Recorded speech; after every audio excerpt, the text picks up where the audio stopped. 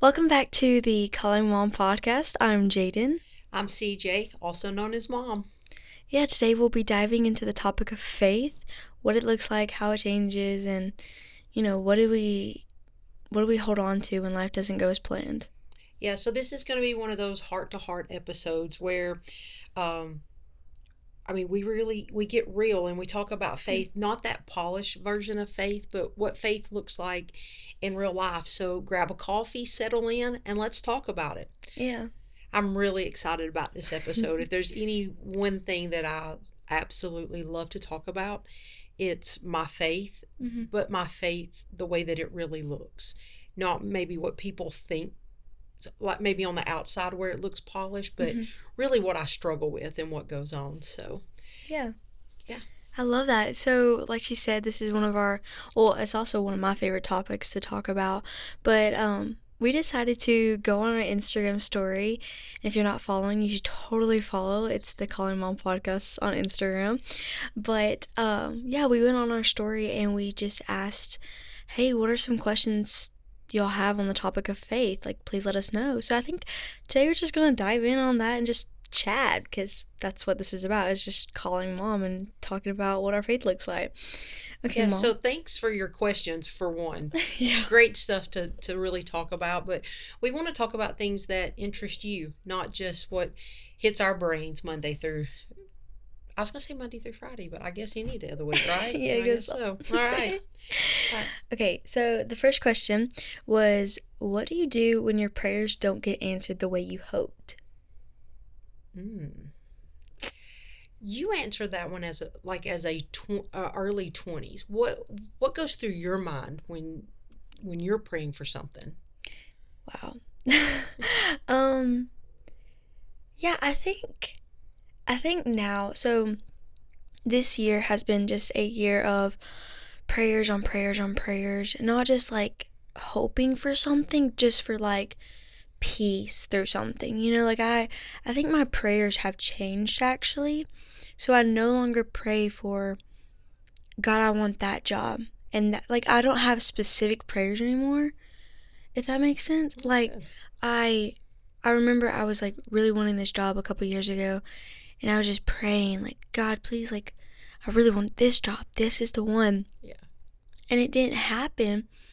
And I was like, what the heck? Yeah. Like you kind of like get frustrated because it's not like you think, oh, you pray for it and you will receive, like you ask and you shall receive, but that's not, I think we take that verse too literal in a sense of like we like now my prayers are like if I'm looking for a job, if I'm looking for something like that, I'm like, God, if you open a door for me, I will step through.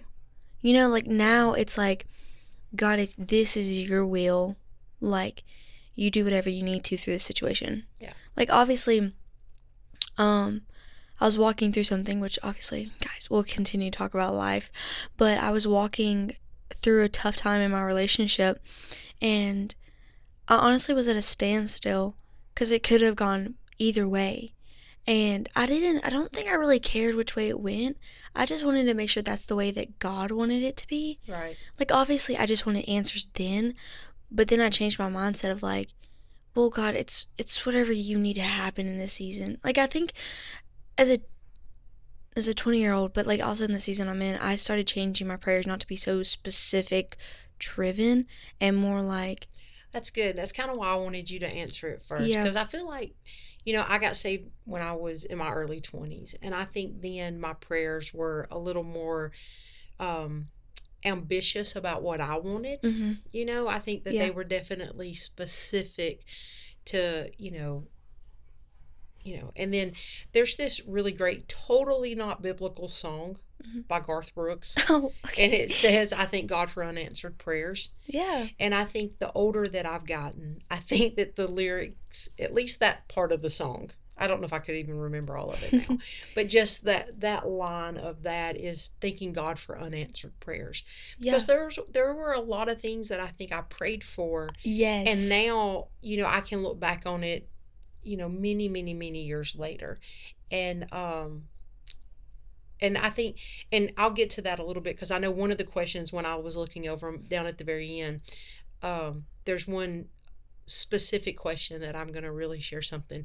To be honest, it was really traumatic for me, but moving forward, I'm glad God didn't answer the prayer the way that I wanted to. I still Yeah. don't know.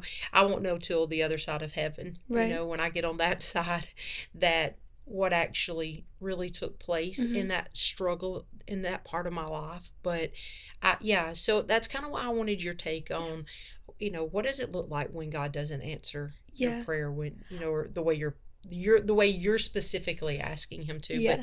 I think now I can live a much more content life. I think what you just said was like absolutely perfect because now when I think about because when you're a teenager, you always ask for like, oh my gosh, I really like this boy, Right. Jesus. Yeah. And now, like, you look back and you're like, oh, Jesus, Yeah. thank you so much, you Right, know? right. But I think in those moments where it doesn't go the way you hoped, you're like, Hmm. dang it in the moment. But then I think it's like, I think now, like when something doesn't, if I do pray a specific prayer and it doesn't go my way, I just think, okay, well, God saved me from that one. Or like God Yeah. directed another path in this one. So like what's really going on? So I think honestly now I look at it a different way.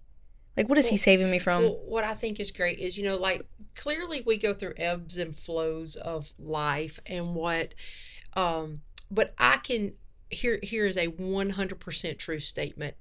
I have never prayed for anything that I thought would make my life more difficult.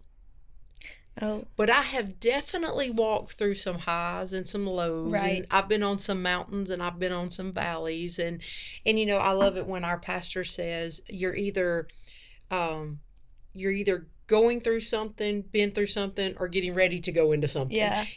And so I mean we always have struggles. Yeah. I have never been on my knees and was like, God, just test me Right. Like I and want to be and let me now I do ask him to purify me, and I know that that's kind of asking that, or for him to cleanse me, yeah. and I know that, but I'm never in my brain going through I want to be yeah, like I never pray anything that's going to bring harm. Like I always think what I'm going to pray yeah. for is probably going to be like, yeah, I'd really like this, or Like you I'd pray like like that. the song Lord refine me. Oh, purify me. Like purify my heart or something. You Yeah, know what I'm talking about? It's like, yeah, I know yeah, what you're talking and about. I did not have that tune right, but yeah, no, yeah. yeah, but like I was just like, when you're praying that song or you're singing that song, you're always like, oh, he's just gonna give me like a little test, and it's gonna be like, oh, I'm just gonna walk through it and have hope, and Uh, it's like, you don't like. I think in the moment we're like, yeah, God, like just test me, but then like when you ask that, it's like, I have kind of boom. a funny story. So back when I first began my relationship with Jesus, we were at a church. It was a very charismatic Baptist church, and to be honest, it was a lot of fun. The way that we saw God move at that church was unreal. Mm-hmm. But there was this moment where like the worship was like super emotional, and like Yeah. they had a big altar, and every service it was like, we're going to open up the altar, and I don't mean like going up and like praying for somebody. I mean just Right. like people would be dancing, praying, laying out on the floor. Like it was just that kind of church, and it was so authentic and real. It's Mm-hmm. just such a blessing to be a part of it. But the women would be up at the front of the altar, and they'd just be crying, and they'd be so emotional. Now listen, I have always been a front row girl. Mm-hmm. Put me on the front row, like that's where I want to be. I want to be as Right. close to the stage as I can. And so I'd be up there and I'd be watching these women worship, and I'd be thinking, God, why don't I go there and worship? I don't ever cry in worship. Mm-hmm. And I got to and I really would sincerely talk to God about, why do I not do that? Am I okay? Is my heart and then I don't know what happened, and where God thought it would be funny, You're a crier. he turned on the waterworks. Mm-hmm. And Yeah. God was setting up, I don't know if he was just bored one day and was like, Yeah. you know what? Let me give you that. Right. Right. And oh my gosh, if you're ever around me, She's a I crier. cry, and I'm a sympathy crier. So if you cry, I cry with you. I'm Mhm. going like I'm This just is I true. cry when things are great. I cry when things are sad. The only time that it's not good is if you make me mad and I cry. Mhm. That's not a good thing. I get that from But her. for some reason, God just turned it on. And I always think that that was funny because that was one of those things where I was asking God to reveal something in me. I wasn't really expecting Him to turn it on. Do Right. you know what I'm saying? Right. Yeah. Yeah. That's actually so crazy. Yeah. Um, the next question, um, is it normal to not feel close to God? Oh. I think that's a seasonal thing. Yeah, I definitely agree. I think I haven't arrived in that area. Does that Yeah. make sense? I don't think maybe Mother Teresa did, but in that sense, I kind of think probably even she is like not really as sure, not really as close to God as I want to be. Do you know what I'm saying? I Yeah. think that that is something that you should always strive. But I definitely think I've went through moments in my life where, um, oh yeah, like man, I'm there with God, Yeah. and it is so easy.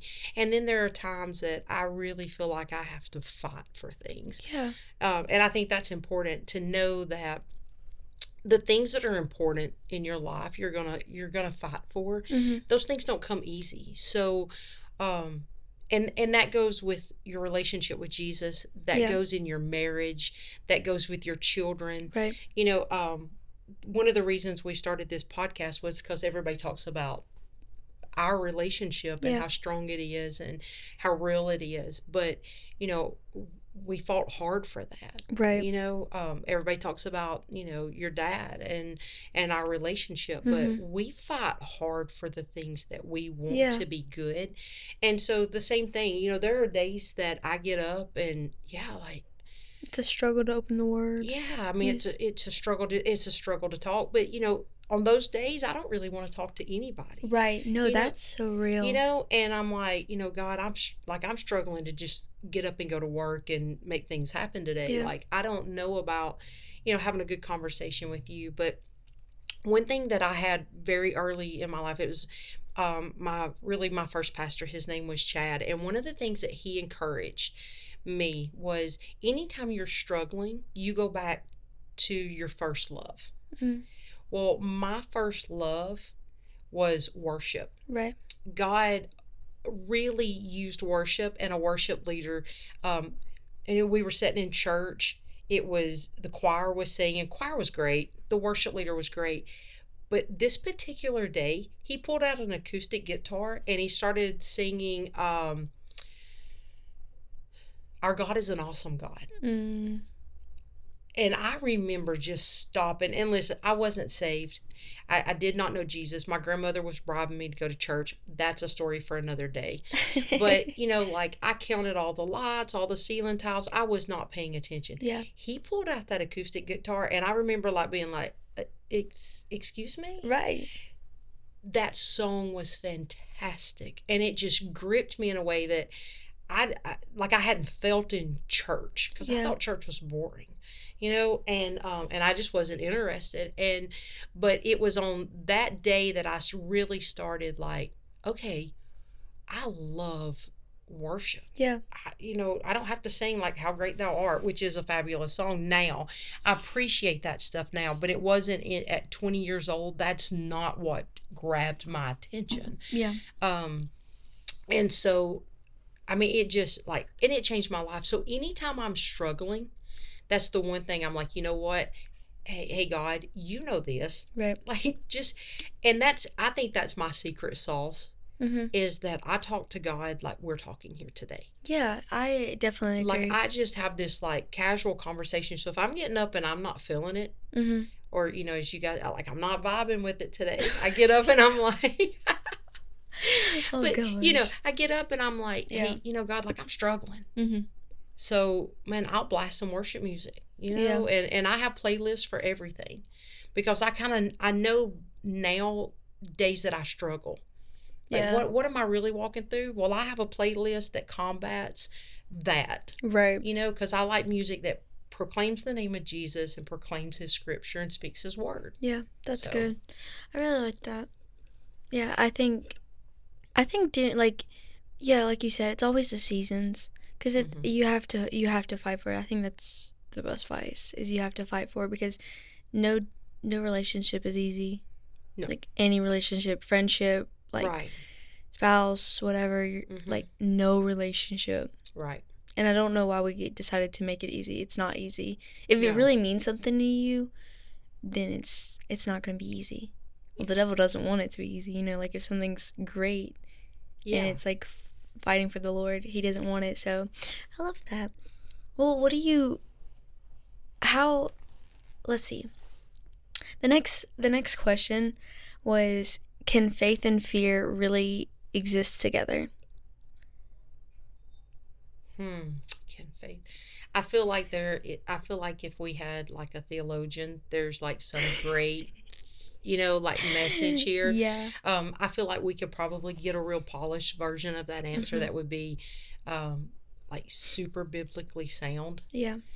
Um,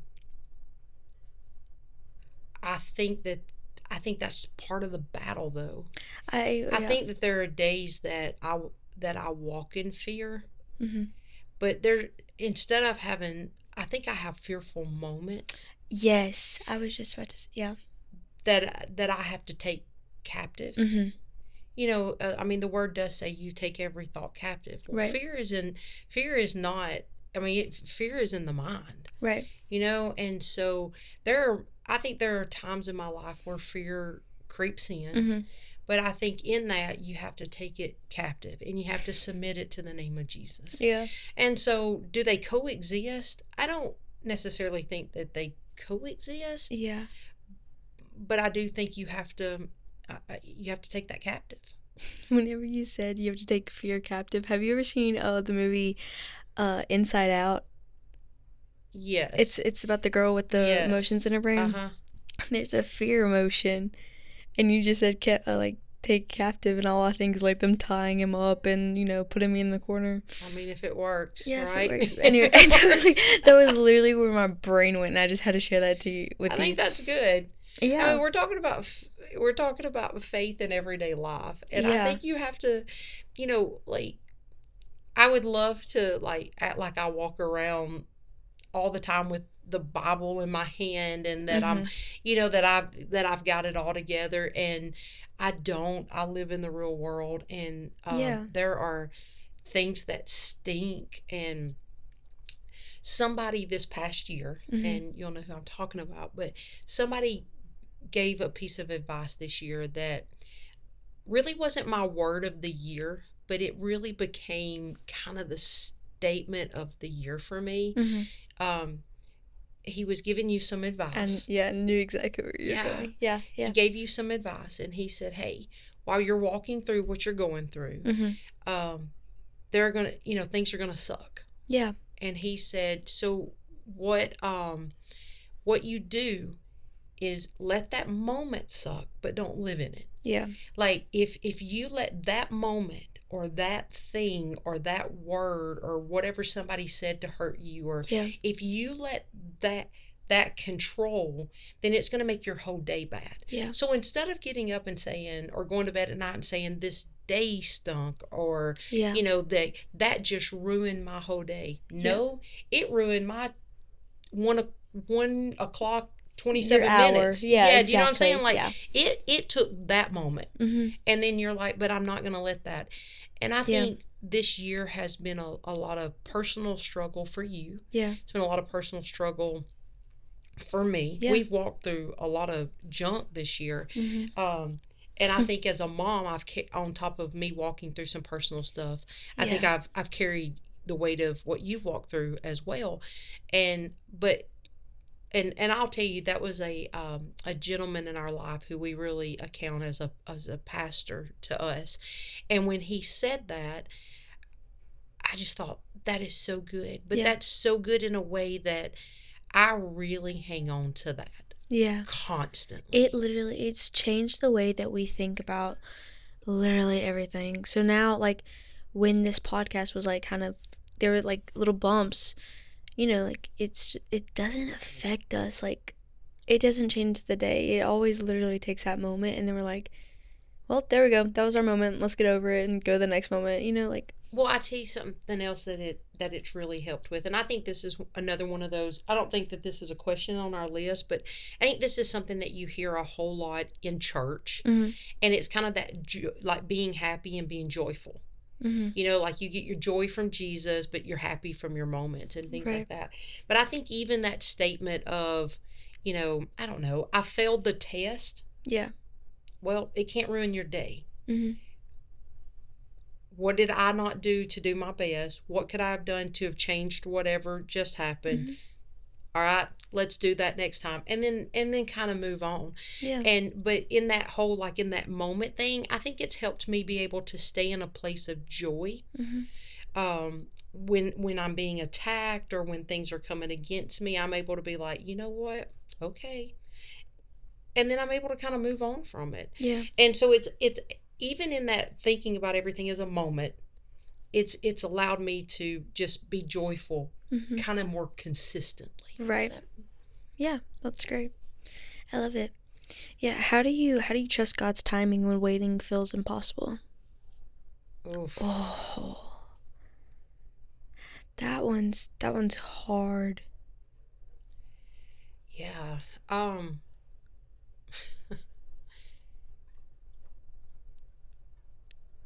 yeah, that's a really difficult one.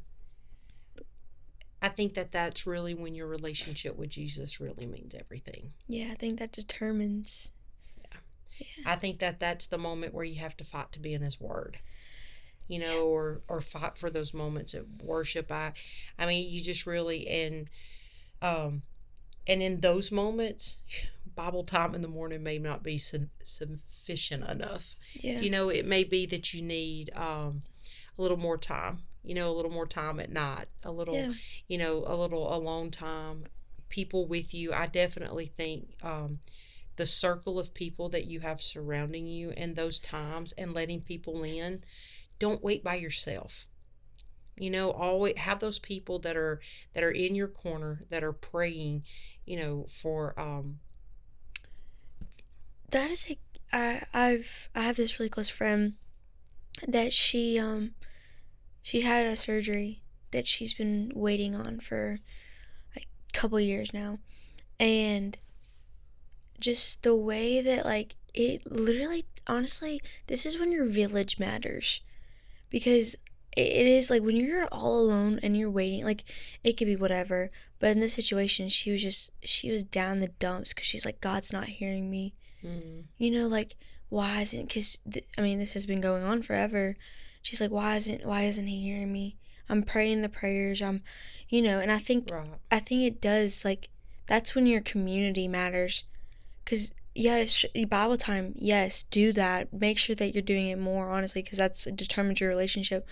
But I think that you also, to have like another guard up, is to have your friends around you to make sure that, like, because I don't know where I was actually going with that, but like I just think like it definitely depends whoever your like core five is. Like, if they can surround you, are they going to push you towards the Lord? Are they going to tell you, hey, you know what he's doing? yeah. You know that there's going to be something out of this. You know the story of Moses in the Bible where they're winning the the battle as Mm-hmm. long as his hands are lifted in the air, and he gets so tired, but he has people on either side holding Yes. his hands. Mm-hmm. Well, we all walk through things that sometimes just sucks, Yeah. and you got to have those people, like when you're battling Yeah. and you're fighting, Mm-hmm. that people are surrounding you, holding your hands up so that that you can keep winning the battle. Right. Exactly. And so it does matter who's around you. It does Yeah. matter, and you've got to let people in. Yeah. um I think that's when all the things that play in our mind with fear and doubt and self-sabotaging and all that stuff, when Mm-hmm. all of that happens, it's when we're not having people around us Yeah. that we really can confide in. Mm-hmm. And something that I've been walking through recently is finding those people um that I can really trust to let in. Yeah. Exactly. Yeah. I really thought about that, because if if you don't have the right people, I've just seen both sides of, like, even in my own life when I was like struggling with something and, thinking that I'm waiting on God, but then my friends at the time were like, just turn away, like, just come, Yeah. like, it doesn't matter. He's not like, it's fine. You just let go. Like, he's just gone, and Jesus isn't there. I'm like, oh my gosh, that's terrible. But it influences your mind. Like, and then, but if you have like great friends and it's them speaking life into you and be like, hey, did you read your word today? Yeah. I know that you're waiting on this. I know that we're waiting on this together. I think Yeah. that's the biggest thing that I love is when my friends, they know I'm going through something and I'm like, well, I'm just waiting on this. And then like we'll be on a phone call the next day and then we're like, okay, so we're praying for this. What else, like what else do we need to make Yeah. sure that we're praying for? Because, and it's amazing when you find that community. I think it really, honestly, it builds your faith too, because like Yeah. minds, I mean, iron sharpens iron, Mm-hmm. it's great. Yeah. Okay, a couple more questions, but how do you hold on to faith when you can't see the next step?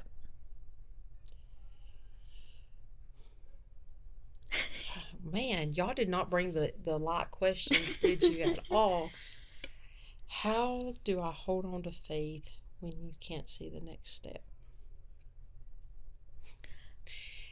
Literally, that's the definition of faith. Like, right? Yeah. I mean, you kind of think if life is this big staircase. Yeah. At our college, right at the beginning in the lobby, there's this set of stairs. They're wooden and they're just gorgeous. And when you're walking up the steps, they're like this, maybe birch wood or something. It's this really light wood. But it's so funny because it's planked wood. Mhm. And when you are walking down the As it lays stairs, down, yeah. you almost can't see where the step ends and the next one begins because of the pattern of the steps. They've recently went in and put stripes on them and stuff, and it's kind of funny. But I was at the school one day, and we were getting ready for an event, and I had to set up that area, and I'm walking down, and I have something in my hand, and I'm watching the stairs, but I was thinking that day, like, literally, this is the definition of faith. Yeah. Like, I couldn't really see where I was going. Mhm. I couldn't really see where the next step was. But the whole time, like, we have to trust God Mhm. no matter, every one of us wants to make it to the top of the staircase. Yeah. Like we're all striving to be at the top of whatever that is for you. Yeah. It can be like your lifelong ambition, or it could just be getting to tomorrow. But we're all like, every step is a staircase in our life, but appreciate this step before you run to the next one. But you're constantly, so I think it's just, you're literally taking every step in your life and every decision. I mean, that is the definition of faith. So I think it depends on who your faith is in. Oh, is it in yourself? Yeah. Or is your faith in God, and you're like, no, like, you've got me. Yeah, exactly. I think sometimes that's just like a human mentality is like, oh, I can do this. I can do this on my own. I think that that's just what they all want to do is like try to get ahead of everything, trying to like make it on their own. I think that's a very like it's a very popular mindset right now. It's like I can make this on my own. I don't need nobody. Oh, Even absolutely. so like I think what you're saying is like whatever your faith is, if your faith is in yourself, then you're probably not gonna like hold out and wait for that next step, because you're just gonna be like, we're not built for that. It's exhausting. yeah, exactly. Yeah, it's absolutely exhausting. But what do you do when you believe? What do you do when you believe in God but you're mad at Him? That was the question that I had looked at just as we were getting in on the podcast, and this was something that was a pivotal moment in my faith journey. Mm-hmm. And I told you it's in kind of all these questions. If there was ever any one moment in my entire life that I felt like I kind of walked through every question we've talked about, yeah, and then I got to the end of that, and I still don't know why it happened to me. And I don't think I will know until I get in heaven on the other side of this thing called life. But Rusty and I got married, and in our second year of marriage, I got pregnant. Well, at that time, I was in full time ministry, serving with students. Rusty was part time in ministry, he was our children's pastor. We, surrendered our lives, and, God, whatever we have is you. When we got saved, we were radically changed, and it was all in for Jesus. And um but so I got pregnant and went to the doctor, and they did all the, ultrasounds and things like that. Well, my blood levels were showing that I was pregnant. My my ultrasound, I had no baby in the uterus. So they sent me home. I come back in a couple of days. They checked my blood. My levels had rose. So it is a definite that I am pregnant. Um, they did an ultrasound. There's no baby in the uterus. So at this time, they started contemplating that I probably was having what is known as a tubal or ectopic pregnancy, which means that in your fallopian tubes, the baby doesn't move into the uterus; it gets stuck. Um, at the time, don't really know why this happens. No, I mean, you can't really diagnose it. You can't do anything to move. You're just hoping and praying that the baby will move into the uterus so it can survive. Well, this went on for, I don't know, close to 2 weeks, where I was going to the doctor. Luckily, I had found out pretty early that this was going on, and so I went. I kept going to the doctor every other day for all these tests, and they were looking. Well, one Sunday, my doctor was on call at the emergency room, and he said, after church, he said, I need you to come down. He said, let's do this one more time. Well, they knew by the levels in my blood that the baby was getting to be a significant size. And he said, the fear is that I live about 20 minutes from the nearest hospital, and if my tube ruptures, I would probably bleed to death before we got to the emergency room, because it would happen pretty quickly. And so he says, what I want to do, he's like, I'm going to bring you in on Tuesday. He says, I want you to meet me in my office. And he was like, we're just going to do the ultrasound. And if the baby's not in the uterus, then we're going to rush immediately into surgery. So my grandmother takes me. Rusty had to go to work, and my grandmother takes me. They do the ultrasound, and there's no baby. And so they immediately get me across the road to the surgical center. I call Rusty on the way, let him know that we're going into surgery. So by the time Rusty gets there, I'm prepped, I'm ready, like we're going in. And so after my surgery and all that, I go back for my checkup. Well, my tube had actually ruptured somewhere in between the ultrasound and before they started doing surgery. And so I lost that baby. Well, on the side of that, they had to remove a lot of stuff. And but the one thing that they told me was that they didn't really think that I would ever be able to have kids. And oh gosh, boy, that hurt. And the thing that I was struggling with was I was a new Christian. So I'm still learning a whole lot. Now, I say I'm a new Christian. I'm a new Christian, but clearly I'm maturing enough, and I'm serving.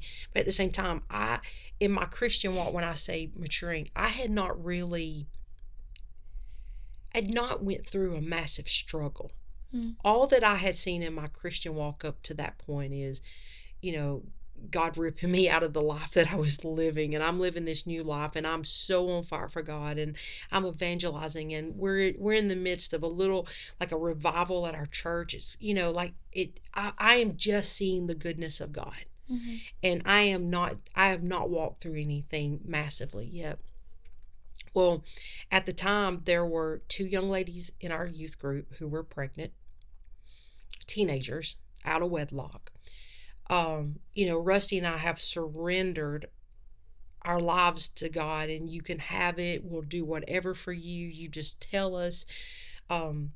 I also know that the word says that a woman was blessed by her womb. Like, I'm reading the Bible, and I'm telling you, at this part, I am like so hardcore into, if it is not written in, black and red on that white paper, then I am not believing it. And so, I was struggling through, God, am I not going to be blessed like that? Like, you've called me into ministry, and I'm good enough to teach your word to students and Rusty to children, but we're not going to have any of our own. Like, I struggled. Here we go. I'm going to start crying now. I struggled through that. I was so mad at God. So mad at God. And if it wouldn't have been for the women around me at that church, there's a lady named Tammy, Sheila, Pam, that really, my Aunt Teresa, they were just in my corner. And they were the women that were lifting my hands up and not letting me, and they were letting me be mad at God to get out those emotions, but they would not let me stay there. They would make sure they told me that God is good. No matter what we go through, no matter what, He has a plan and He is good. And I still don't know why I went through that. Clearly, that is not the end of that testimony, right? That is not the end of that story, because I'm now on a podcast that's called Calling Mom.